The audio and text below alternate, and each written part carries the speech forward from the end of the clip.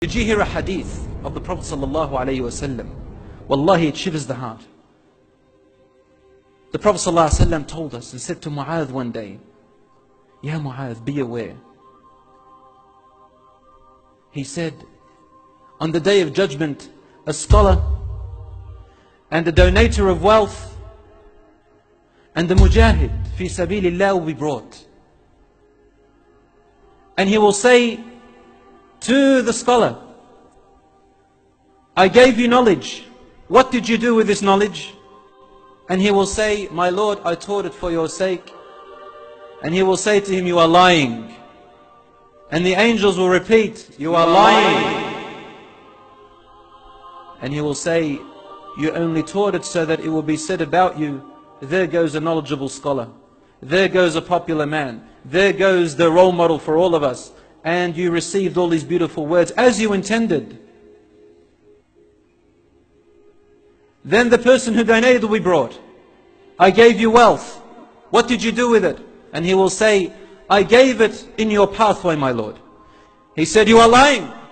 And the angels will repeat, "You are lying. You only gave it so that people can say, what a generous man he is, or what a generous woman she is." And so it was said.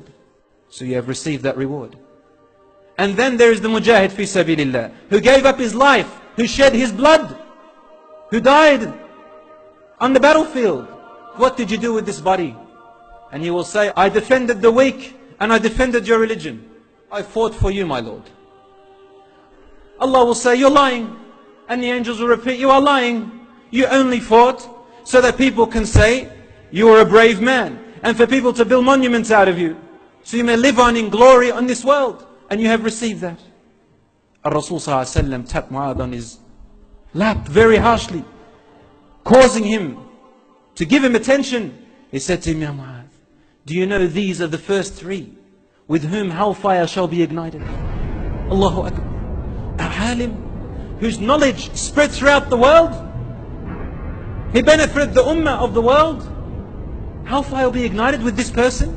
Person who donated, the person who gave up his life for her life, will be ignited in hellfire. All because the niyyah inside here was wrong. Brothers and sisters in Islam, the matter is very crucial. Only Allah knows the intentions.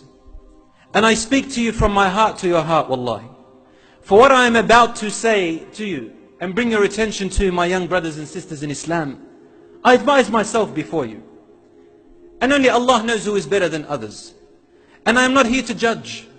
Brothers and sisters in Islam, let me make it absolutely clear that any advice I give today is not to be used as a weapon against others. Nor am I giving you ammunition so that you can go out and look at people and begin to judge them. And then praise yourselves. Be aware. Allah subhanahu wa ta'ala says in the Quran, فَلَا تُزَكُّوا أَنفُسَكُمْ هُوَ أَعْلَمُ بِمَنِ اتَّقَى. Never praise yourselves in piety. He is the one who knows who is truly pious. And you are not a person who goes out judging people of their niyyah. Let me remind you of an incident. I believe one of the Sahabas, he was fighting on the battlefield, and one of the enemies fell to the ground, lost his weapon. And he said, "Ashhadu an la ilaha illallah wa anna Muhammad Rasulullah." He said, "I believe in what you believe in. I bear witness." But the Muslims still killed him. When the Prophet ﷺ found out, he got upset.